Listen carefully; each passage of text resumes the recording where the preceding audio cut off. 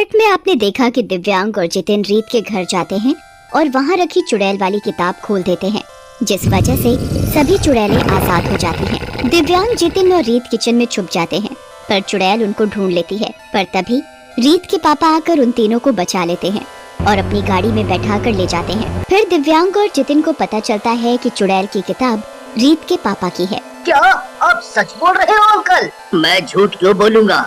उन चुड़ैलों को मैंने ही बनाया है। पर कैसे? कोई इंसान चुड़ैलों को कैसे बना सकता है? रीत के पापा फिर जितिन को अपने बचपन की एक बात बताते हैं। मैं बचपन में बहुत मोटा था, इसलिए सब मेरा मजाक उड़ाते थे। मेरा कोई भी दोस्त नहीं था, मैं हमेशा अपने कमरे में अकेला रहता था।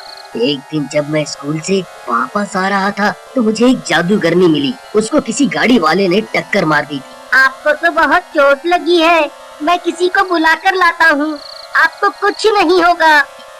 नहीं, अब मैं नहीं बचूंगी, मेरा अंतिम समय आ गया है। तुम बहुत अच्छे बच्चे हो, इसलिए मैं तुम्हें एक राज बताने जा रही हूँ। ये लो जादुई किताब। जादुई किताब? मैं समझा नहीं कुछ। मैं एक जादूगरनी हूँ, बहुत साल मैंने जादू सीखा है और उससे ये जादुई किताब बनाई है। ये एक ऐसी किताब है जिसमें तुम जो भी लिखोगे वो सच हो जाएगा। क्या सच में? हाँ, सच में।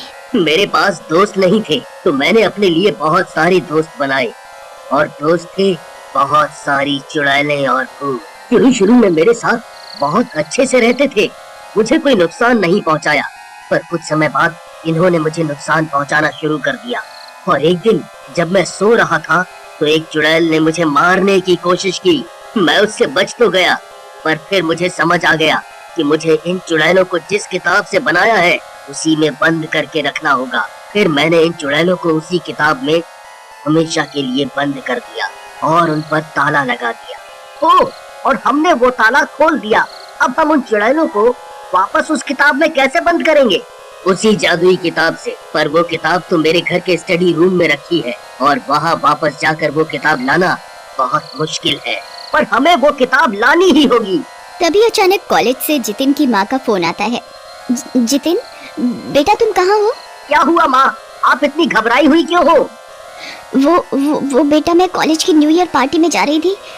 मैं अपनी गाड़ी कॉलेज के बाहर पार्क करी थी कि मैंने देखा कि कुछ चुड़ैलें कॉलेज के बाहर घूम रही हैं और उन्होंने बाहर घूम रहे कुछ बच्चों को मार भी डाला।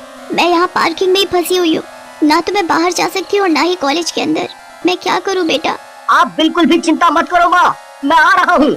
जितिन फोन काट देता है।